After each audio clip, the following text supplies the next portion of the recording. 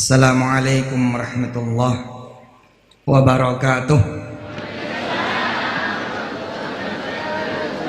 Alhamdulillah, yang punya Quran di handphone silakan dibuka surah Shad, surah ke-38 ayat 35. Kita buka surah Shad, surah ke-38 ayat 35. Kiai Hasan dan semua kiai di pesantren yang dimuliakan Allah ini, mudah-mudahan saya ikut belajar bersama semua yang hadir di sini, sama orang tua kita insya Allah, salah satunya Pak Haji Tahril, Dr. Izzat dan semua guru yang dimuliakan Allah. Insyaallah. Wahabni mulka la yanbaghi li ahadin min ba'di innaka antal wahhab.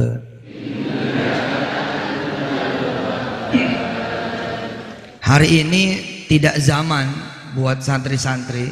Hari ini saya mendorong betul santri-santri se-Indonesia. Hari ini tidak zaman, bukan lagi santri. Kalau ditanya begini, kamu habis ini mau kemana? Lalu jawabannya mau masuk UI, nggak bagus, nggak keren. Minimal jawabannya adalah mau jadi rektor UI. Paham ya? Minimal jawabannya adalah pengen jadi rektor UI. Jadi kalau ditanya anak Zainul Hasan, kalau habis lulus mau kemana? Kalau perlu jawab mau jadi rektor di Oxford University. Nggak ada yang nggak mungkin. Ini malam ini kita belajar ayat ini. Ayat yang saya goret di tahun 2013, bahwa insya Allah kita akan punya perusahaan startup yang kelasnya bukan kelas Indonesia. Wong saya nggak ngerti blas tentang startup, nggak ngerti apa-apa tentang fintech, paham juga enggak. Pokoknya yang saya paham adalah ngomong aja sama Allah, ngomong aja sama Allah, minta. Dan sekali minta jangan tanggung-tanggung. Sekali minta jangan tanggung-tanggung. Kita semua mengenal Nabi Allah Sulaiman alaihissalam sebagai nabi yang kaya raya katanya, tapi kita tidak tahu pengalaman hidupnya. Nabi Sulaiman itu pernah jadi orang yang miskin semiskin-miskinnya, sakit sesakit-sakitnya, jatuh sejatuh-jatuhnya. Itu ada di surah yang sama ayat sebelumnya. Silakan dibuka.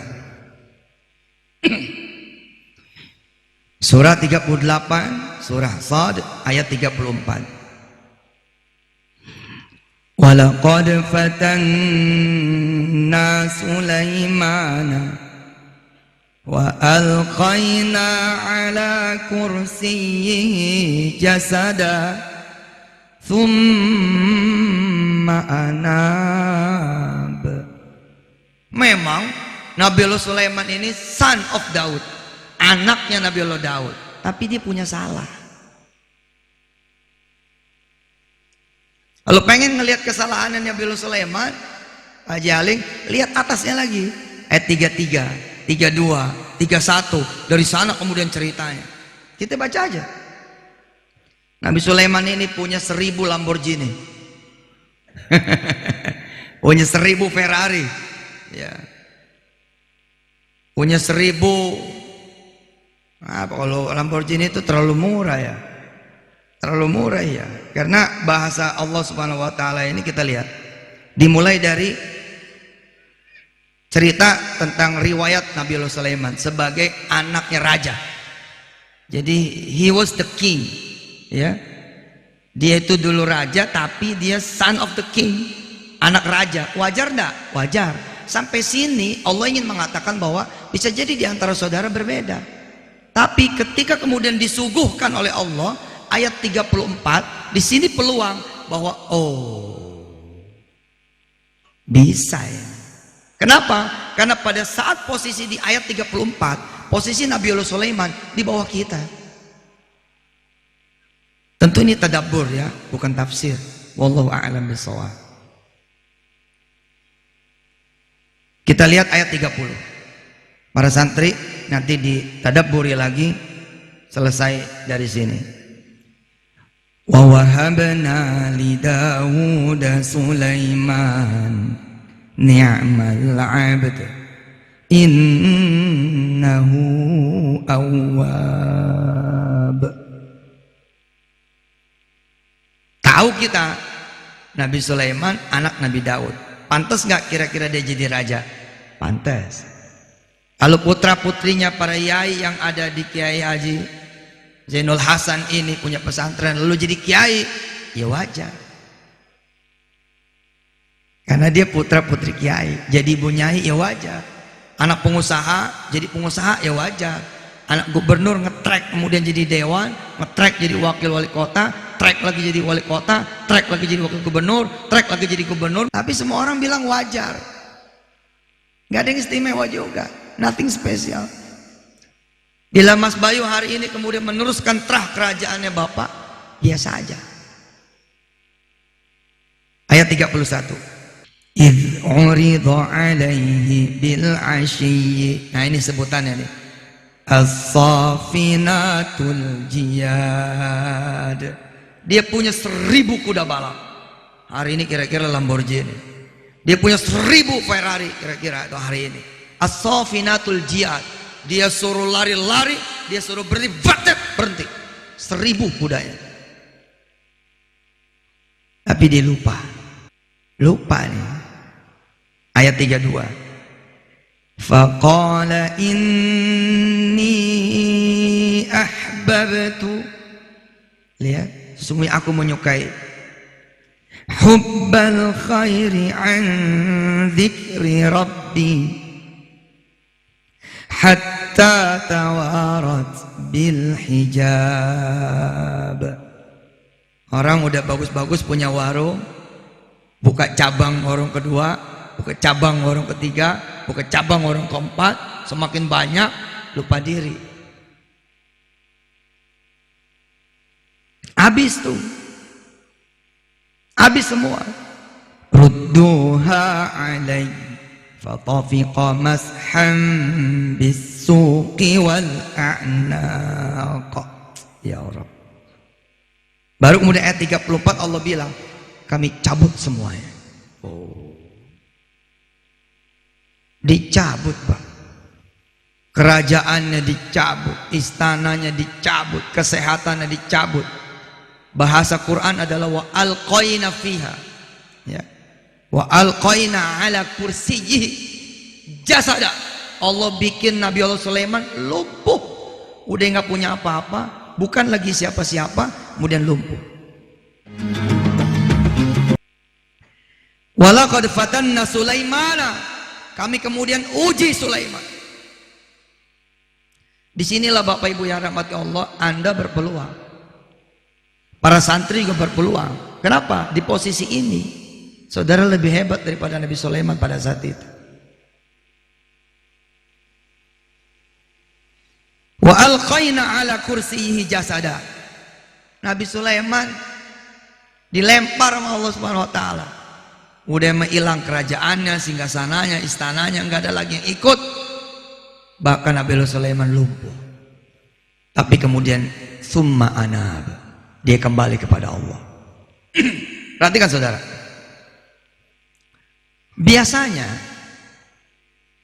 Biasanya orang yang dagang bangkrut, doanya gimana?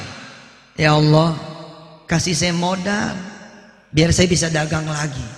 Hari ini kita akan belajar sesuatu yang bigger than that, sesuatu yang akbar minha, sesuatu yang lebih besar daripada permintaan itu. Kita belajar Nabi Sulaiman nih, anak raja, Raja Daud. Daud meninggal, beliau mewarisi tahta. Menjadi kemudian the King of Sulaiman, King of Solomon. Oke? Berkuasa, bertahta. Tiba-tiba kemudian bang, hancur. Begitu hancur di bawah, permintaannya beda dengan kita. Coba kita lihat ketika kita punya hutang, doanya gimana? Gimana Mbak Arseti? Orang yang punya hutang doanya gimana?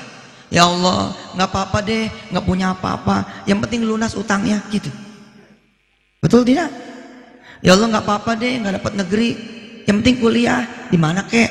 Jelek amat. Doanya jelek amat. Berkarir nih dari OB, dong naik, set naik terus, naik, GM, direktur, dirut. Tiba-tiba kemudian, bang, hancur. Doanya apa? Ya Allah, jangan sampai saya nggak punya kerjaan lagi. Apa kek dah? Jadi OB lagi deh, nggak apa-apa. Jangan. Nabi Sulaiman menunjukkan kepada kita doa yang luar biasa. Nabi Sulaiman tidak meminta dikembalikan lagi kerajaannya, nggak mau. Dia pernah kok, ngapain dikembalikan lagi? Dia minta yang lebih gede daripada itu. Apa kata Nabi Sulaiman? Qala rabbighfirli wa habli mulka la yanbaghi li ahadin min ba'di innaka antal wahhab. Ya Rabb, aku Sulaiman tidak meminta kerajaanku kembali, tapi berikan kerajaanku yang lebih gede. Itu doanya begitu, yang lebih besar, yang tidak pernah dimiliki oleh siapapun sepeninggal diriku. Gila. Jadi kalau saudara-saudara minta, ya Allah, saya pengen pergi haji. Oh ya, berarti bukan doa Sulaiman itu. Ya Allah, saya pengen pergi umrah sekali aja ngerasain. Itu bukan doa Sulaiman. Saya sejak dari miskinnya zaman dulu dengan izin Allah, bukan berarti sekarang udah jadi orang kaya. Tapi sejak saya nggak punya duit Pak, belajar nih, belajar Quran. Saya judulin ceramah saya ini, Kiai, Spirit Sulaiman. Kalau santri-santri punya spirit Sulaiman, baik santriwan santriwati, nggak ada lawan, nggak ada lawan. Biar orang asing datang, kalau kita sepantar, apalagi kita lebih hebat daripada mereka, insya Allah nggak ada masalah. Kalau kita sepantar atau bahkan a'lam minhum, yang jadi masalah adalah ketika mereka datang, kita di bawah. Ning susto ya tepuk tangan. Saya pernah Kiai Hasan, dengan izin Allah nih cerita. Dulu saya belum di TV, belum dikenal orang. Saya berdiri 2 jam nggak ada yang foto, nggak ada yang salaman, nggak ada. Saya masuk ke pameran apartemen. Jawaban saya sama orang yang ngasih brosur. Jawaban saya sama. Ada berapa sisanya? Saya mau beli semua. Karena merasa tidak sepantar si pemberi brosur, dan dia senang sangat yang ditemuin pengen beli semua. Dia lupa melihat diri saya. Dia tidak memandang diri saya, yang dia pandang omongan saya. Mas serius mau beli semua unit apartemen? Oh iya, sebentar ya. Dia lari nyamperin manajernya. Pak, ada orang mau borong apartemen. Itu orang itu langsung ngambil jas, dia pakai set. Dia temui saya. Betapa kecewanya dia ketika melihat saya adalah saya pada saat itu. Dia kecewa ngelihat saya saat fisik saya tidak sesuai dengan omongan saya. Jadi begitu dia datang nih, pakai jas kan, dia temuin. Yang mana orangnya? Saya di depan mata dia ditanya, yang mana orangnya? Yang mau ngeborong apartemen yang mana? Saya nggak dilihat. Kenapa? Fisik saya. Yang ini Pak. Oh, ya sudah, kamu kasih brosur. Wah sialan nih. Dia perintahnya, ya sudah kasih brosur. Artinya apa? Dia nggak percaya saya bisa beli. Saya panggil nggak ada cerita. Woi Pak, sini. Saya ini mau beli cash. Berapa yang ada saya mau beli cash. Paham? Oh maaf Pak. Oh mari. Oh, beli cash ini. Kita punya unit 270 loh. Oh iya. Yang penting bicara cashnya berapa. Kalau harganya bagus, bismillah. Saya langsung Pak ditarik kursi, dibikinin cappuccino, kemudian dia minta maaf. Saya waktu itu bangun bangkit berdiri Pak Haji Ale. Saya bilang kamu salah. Tadi kamu tidak memandang saya. Ketika sekarang saya sudah bicara saya mau beli cash 270 unit Anda. Sekarang Anda mau melayani saya. Kamu salah. Karena kamu salah, saya nggak jadi beli. Assalamualaikum.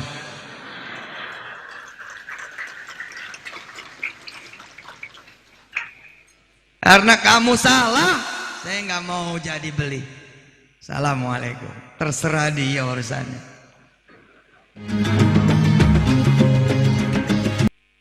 Kemudian test your dream. Mimpinya tuh dites. Orang percaya tidak? Kira-kira begitu. Tes mimpinya. Bagaimana caranya? Datang ke tetangga sebelah. Assalamualaikum Mas. Waalaikumsalam. Buka pintu. Mohon apa Mas? Saya mau ngasih tahu bulan ini nggak usah bayar. Loh, maksudnya gimana? Saya yang bayarin. Woi, kamu yang bayarin? Loh iya, saya yang bayarin insyaallah. Loh bukannya kamu itu udah 3 bulan nggak bayar? Nah itu kan kemarin. Insya Allah pokoknya bulan ini saya mau bangun malam, saya mau minta sama Allah, saya mau sholat duha. Kata si Ustadz, insya Allah doa saya dikabul. Lah kalau doa saya dikabul, eman-eman saya doa supaya bisa bayar kontrakan saya. Jadi saya berdoa sama Allah supaya saya bisa bayar kontrakan kanan dan kiri saya. Dan sekalian Mas, saya berdoa mudah-mudahan saya bisa beli kontrakan ini semua dan saya serahkan kepada Mas. Wow, udah gila kamu ya. Ya udah, bagus itu. Iya deh, ya. Ada lagi? Nggak ada. Assalamualaikum. Salam. Ketok lagi yang sebelah. Assalamualaikum. Udah denger. Kontrakan kecil. Jadi kata yang sebelah, udah denger. Gue doain lu berhasil. Gitu. 9 ruko ngomongin, 9 kontrakan ngomongin. Apa kata mereka semua? Alah, ngemeng aja. Ngomong doang itu. Alhamdulillah ternyata dia walaqad fatanna dulu lagi. Walaqad fatanna Sulaiman wa alqaina ala kursi jasadan tsumma anab. Alhamdulillah ternyata dia tetap nggak bisa bayar sampai bulan kelima. Dan dia diusir. 18 keluarga nganter dia sampai pinggir jalan. Ya Mas, nanti di tempat baru kasih tahu saya ya. Ya, insya Allah. Yang satu lagi bilang, nggak jadi dong nih, bayarin kontrakan kita. Hehe, doain aja. Pokoknya nanti saya balik lagi. Gitu. Hari berlalu, minggu berlalu, bulan berlalu, tahun berlalu. 5 tahun kemudian, yang punya kontrakan ngabarin bahwa ada pembeli baru. Bahwa ada pemilik baru, kontrakan kita semua ini, dan semua tidak ada yang mengingat orang yang bakal datang ini adalah dia yang pernah mengetuk pintu mereka dan mengatakan bahwa tidak usah bayar, bahkan kontrakan ini kami akan serahkan kepada Anda. Nggak ada yang ingat. Pertanyaannya cuma satu, siapa Pak? Nanti kamu kenal. Loh, terus kalau nanti ini dijual, kita tinggal di mana? Ya kamu ngomong aja sama yang punya kontrakan itu. Ya Pak, anak saya sekolah dia udah lah. Ntar gue ketemu. Jam berapa Pak? Jam 4 mau datang. Jam 4 sore masuk nih, deng, mobil Alphatra. Semua pada menanti. Ini yang beli kontrakan kita yang baru ini apakah orang baik atau tidak? Bakalan naikin duit kontrakan atau tidak? Bakal nyusahin atau tidak? Atau bahkan malah kita diusir apa gimana? Mereka menanti. Begitu tiba yang punya, disambut sama yang punya kontrakan, turun nih orang ini. Kalau di film-film sepatunya dulu yang diseret. Oh di film-film tuh Pak Sodi yang disorot tuh sepatunya dulu. Sepatu disorot itu lama gitu. Begitu keluar orang 18 keluarga ini, ngelihat yang muncul anak muda 5 tahunnya, apa katanya? Lu kamu jadi sopir siapa? Gila ya. Padahal doanya dikabul nih, doa Sulaimannya dikabul. Qala rabbighfirli wa habli mulka la yanbaghi li ahadin min ba'di innaka antal wahhab. Kata yang punya kontrakan, lah ya ini pemilik barunya. Subhanallah. Kalau minta rumah tuh ngomongnya apa? Ya Allah kasih saya perumahan. Ngomong kok rumah biar kecil enggak apa-apa, yang penting bisa kebeli. Jangan. Ya Allah kasih saya 7 perumahan. Satu perumahannya itu 1000 rumah. Itu doanya. Itulah permintaan Nabi Sulaiman. Wa habli mulka. Maka pembicaraan anak-anak santri ke depan itu tidak boleh lagi ada cerita kamu mau kuliah di mana. Tidak. Kamu mau jadi rektor di mana? Tidak ada lagi pembicaraan kamu nanti mau kerja di mana. Tidak. Kamu nanti mau punya perusahaan apa? Segede apa nanti perusahaan yang kamu pengen punya? Aku nanti pengen punya perusahaan kimia dengan 2000 karyawan. Kalau kamu, aku pengen punya jaringan apotek seluruh Indonesia. Kalau kamu, aku pengen punya rumah sakit di 10 kota di dunia. Kalau kamu, saya pengen punya pesantren di seluruh desa di seluruh dunia. Kira-kira begitu omongannya. Apa cita-cita kamu? Satpam, Mas? Tidak ada yang salah dengan satpam kalau itu proses. Bahwa cita-cita Anda pengen jadi pengusaha, lalu kemudian Anda jadi satpam, proses, tidak masalah. Tapi kalau jadi satpam itu adalah the end of your dreams, akhir dari your hulum. Your hulum itu Inggris Arab. Your hulum, mimpi Anda. Itu the end, masalah. Ada seorang anak rankingnya ranking 1, 2, 3 terus dari mulai SD sampai SMA, ranking 1, 2, 3 terus sepanjang tahun dari mulai SD sampai SMA. Tapi ini dari belakang. Jadi ranking 3, 2, 1 dari belakang. Tapi ini anak beda, omongannya apa coba? Jepang, Jepang, Jepang. Asal ngomong Jepang, mau kemana? Jepang. Ketika ditanya kamu ke Jepang terus memang ada apa sih? Ada Doraemon, dia kata. Ya zaman itu 92 memang Doraemon, Pak. Alhamdulillah setelah lulus teman-temannya mendengar kabar bahwa anak ini kemudian jadi satpam di perusahaan Jepang. Lalu teman-temannya bilang, wajar, pantas dia. Kenapa katanya? Sesuai otak. Jadi impian itu tetap mesti realistis. Mana ada impian realistis? Kalau impian realistis itu rencana, Pak, bukan impian. Kalau impian itu mana ada yang realistis? Kalau Anda bermimpi di genggong ini bangun 4 lantai, itu rencana. Tapi kalau Anda bermimpi di genggong bangunnya 27 lantai, itu baru impian. Loh, kalau 4 lantai mah rencana. Jangan begitu, harus bang. Maka ketika orang ini kemudian dibilang dia wajar jadi satpam, wong otaknya itu nggak ada kok. Oh salah orang, salah besar, salah. Saya kecewa banget Gus, saya kecewa. Kemarin saya beli buku dari motivator hebat di dunia. Apa dia bilang? Tetap aja mimpi itu harus realistis. Terus dia cerita, apakah pernah Anda mendengar cerita seorang anak kecil? I can fly, I won't fly. Saya mau terbang, saya bisa terbang. Lalu kata si penulis buku ini, apakah betul-betul anak ini kemudian he had a wings? Dia kemudian punya sayap, dia bilang double wings. Nggak ada, dia bilang. Kata si penulis, supaya Anda bahagia hidup, mimpi Anda pun harus realistis. Oh saya tolak ini, nggak boleh, saya bilang. No limit bos. Nggak ada cerita. Buktinya saya dari kecil umur 8 tahun pengen jadi wali. Saya umur 8 tahun baca salawat setiap maghrib 4.000 dari umur 8 tahun pengen jadi wali. Merem seng nyampe Surabaya, nyampe Semarang, seng nyampe Solo, seng nyampe Korea, seng nyampe Malaysia, seng nyampe Amerika. 8 tahun Dan terjadi sekarang, begitu saya naik pesawat saya tidur nyampe Surabaya. Luar biasa, bener kok,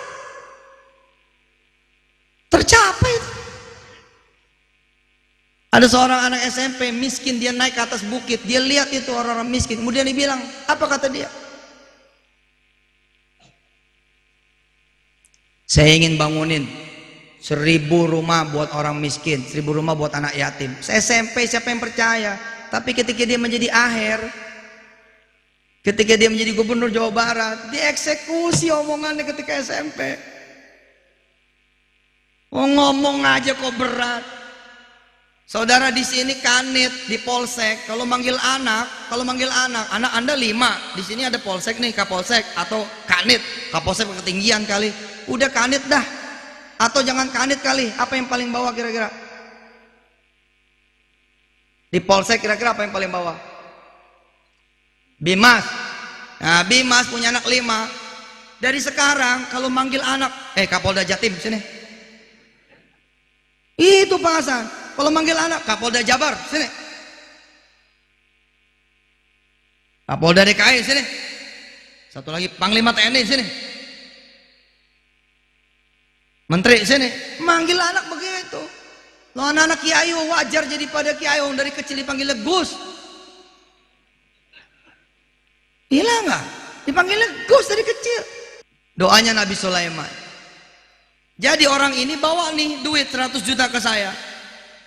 Dan dia ini pemetik kelapa di desa. Berapa sih duit sehari, Pak? Kadang-kadang dia cerita 1.500 perak, kadang-kadang 7.500 perak, paling tinggi 20.000. Tapi di atas pohon kelapa dia melihat jauh sampai ke Eropa. Nggak tahu tuh dari mana tuh otak tuh bisa begitu. Ya saya bilang, kalau kamu mandang cuman digenggong doang ya digenggong aja, tapi kalau kamu tembus pandangan sampai ke jauh, nih santri-santri kalau ngelihat sutet, tahu sutet tegangan listrik, kamu udah bisa ngelihat sutet kayak Menara Eiffel, itu Perancis deket.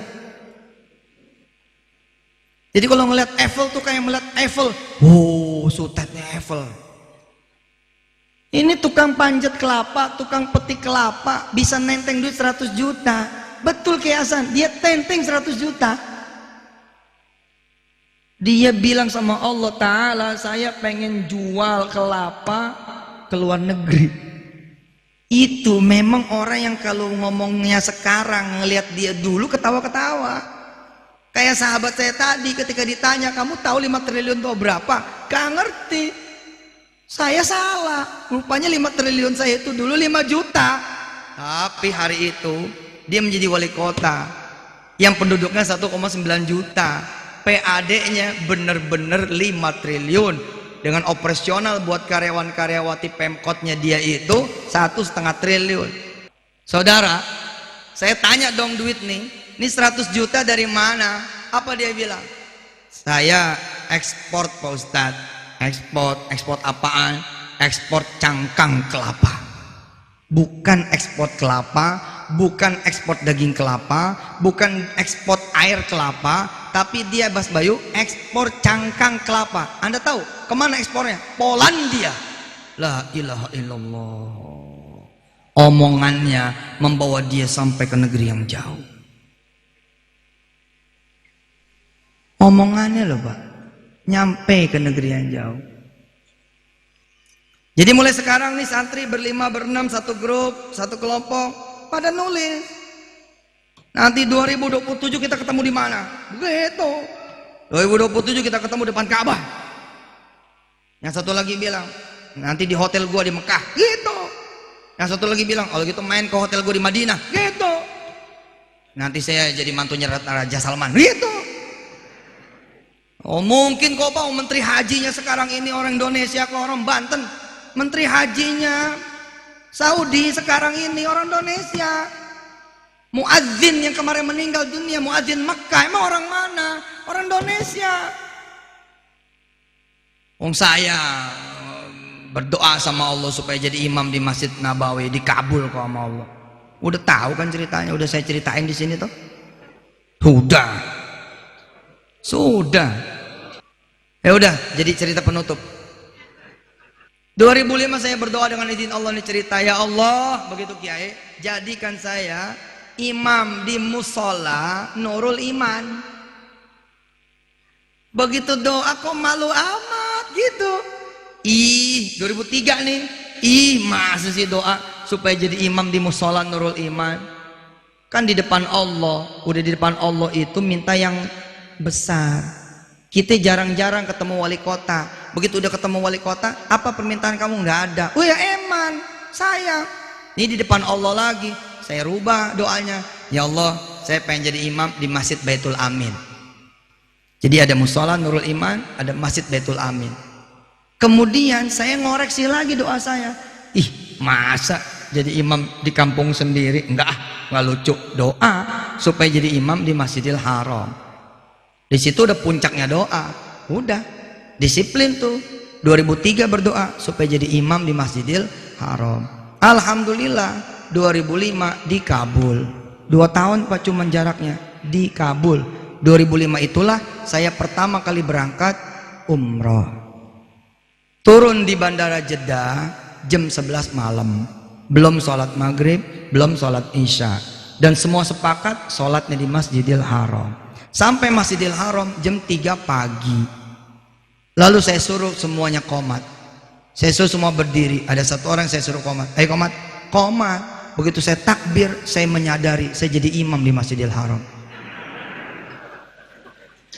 Lebay, luar biasa. Oh, malam itu saya nangis. Biar gimana saya jadi imam di Masjidil Haram. Begitu saya nengok di belakang, ternyata yang sholat di belakang saya bukan cuma jamaah saya, tapi ada dari bangsa-bangsa lain. Saya doa sama Allah, ya Allah, makasih saya udah jadi imam di sini. Tapi saya pengen yang di sono. Kalau Anda stop juga di situ. Jangan stop. Seperti saya punya kawan yang Jepang tadi, dia tidak stop, dia doa terus. Teman-temannya ngetawain, nggak apa-apa. Yang penting jangan ente ngetawain diri ente sendiri. Biar aja orang lain ngetawain mah. Yang penting jangan kita menertawakan diri kita sendiri. Saudara tahu yang menjemput saya siapa? Yang menjemput saya itu adalah si satpam di perusahaan Jepang ini. Sedangkan dia mahasiswa Universitas Tokyo. La ilaha illallah. Kok bisa begitu? Apa yang nggak bisa buat Allah? Perusahaan yang di Cikarang bangkrut. Begitu bangkrut dibawa beberapa karyawan termasuk satpam ini. Sampai sono dirubah oleh Allah Subhanahu wa taala. Kan Allah Maha merubah, Pak. Wa qala lahum nabiyuhum innallaha qad ba'atsa lakum taluta malika. Qalu anna yakunu lahul mulku alaina wa nahnu ahaqqu bil mulki min wa lam yu'ta sa'atan minal mal. Qala inna allaha astafahu alaikum wa zadahu bastatan fil ilmi wal jism wallahu yu'ti mulkahu man yasha. Wallahu wasi'un alim. Orang bingung, kenapa Tolut? Ya, kenapa orang bingung? Karena dia mengetahui Tolut itu Tolut, padahal Tolut udah dirubah sama Allah. Jadi ketika orang lihat ini Yusuf Mansur di TV, loh, Yusuf Mansur. Teman-teman saya nganterin ayam ke rumah-rumah makan Padang, Pak, di Sabang. Garuda, Sari Ratu, nganter ayam, rumah makan Padang Medan. Jadi begitu saya muncul di TV, loh, itu bukan tukang ayam itu. Jadi Allah merubah teman saya ini, si satpam, begitu nyampe Jepang jadi orang pinter, Pak. Sekolah di Tokyo ngambil akuntansi, jemput saya. Hari itu Pak 5 orang yang nganterin saya pakai kereta Shinkansen, 5-5-nya sekarang jadi orang. Salah 2 dari mereka semua ada yang jadi anggota dewan kemarin di Gontor mana? Ponorogo. Kemudian satu lagi jadi anggota dewan di Purwokerto. Yang satu lagi kemudian buka cucian mobil, ada 17 outlet. Allahumma sholli wa sallim barik alaihi wa ala alihi. Anda boleh ketawa kalau ngeliat ada orang, kamu cita-cita kamu tinggi sekali, jangan nanti sakit jatuhnya. Jangan, nggak boleh. Apalagi sampai ngecilin Pak, bisa diinget loh. Ente kalau ngecilin orang dan orang itu jadi, waduh bahaya itu, bahaya itu. Mendingan pelok dia, subhanallah, betul ente. Yang penting sujudnya dibanyakin. Oke, para santri. Jadi kalau ditanya mau kemana? Mau kuliah jadi perawat? Jangan, langsung bang. Mau apa kamu nanti? Mau buka spa. Tapi di 10 kota di dunia yang syariah. Kebayang nggak kamu?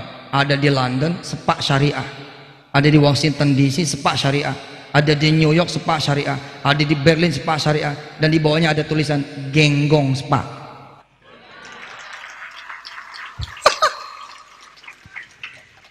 Buat anak-anak santri yang main bola, biasain begitu naik nih, pakai sepatu, pakai baju, rasakan bajunya itu adalah bajunya MU. Begitu kemudian masuk ke lapangan, jangan lihat lapangan itu sebagai lapangan genggong, tapi lihatlah lapangan itu sebagai Old Trafford. Oh keren Pak, jadi begitu masuk tuh seakan-akan ada di Old Trafford Pak. Orang pada berdiri bersorak, oh gitu. Insya Allah ada yang nepak, woi ayo cepat main gitu. Supaya lagi bengong gitu.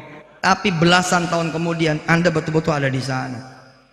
Wih sudah, nenggolan udah nyetak gol kemarin. Kameramen. Bila kameramen kemudian punya impian, besok saya yang punya TV 9. Mau saya tambah 191. Oh sah saja. Mudah-mudahan Allah Subhanahu wa taala mulai hari ini mengubah kita punya omongan. Betul? Kalau sakit, doanya jangan ya Allah kembalikan kesehatan saya. Jangan. Ya Allah sehatkan saya dan kasih saya rumah sakit. Kira-kira begitu. Paham? Paham gak nih? Ya Allah kasih saya istri langsung dengan 4 anak. Nanti dapat janda, Pak. Langsung tuh 4 anak. Makasih ya. Saya tutup dengan hamdalah. Alhamdulillah rabbil alamin. Wassalamualaikum warahmatullahi taala wabarakatuh.